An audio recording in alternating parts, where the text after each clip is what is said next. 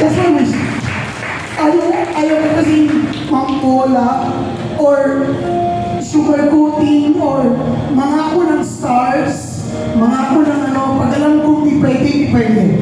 Pag alam pag pwede, pwede. Basta wish ko lang, yung mga artista nagtitiwala sa akin, at yung mga producers, at yung mga tao nagtitiwala sa akin sa industriya, na pag nagtiwala sila sa akin, sana maibigay ko yung gusto nila. Yun lang. Sa lahat ng artista, matanda, bata man, komedyante man, sana lahat sila, sa lahat ng pangarap nila na kasi pinapangarap nila na pag nag-artista sila, sagot ng kahirapan. Di ba? So, lagi akong nagdadasal na sana si artista A to C na nagtiwala sa akin, maibigay ko yung para sa pinapangarap nila sa pamilya. Dahil kung hindi ko naman maibigay yun, sana meron silang other options na iahon din nila sa pamilya nila.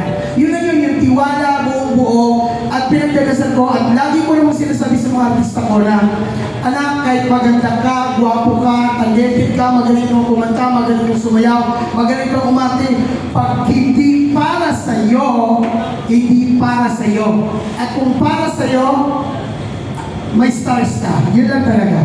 Yan.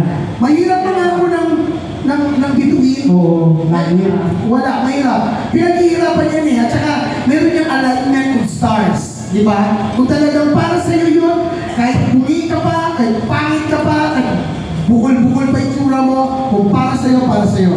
Okay, pinili kami sa'yo, Nay, kasi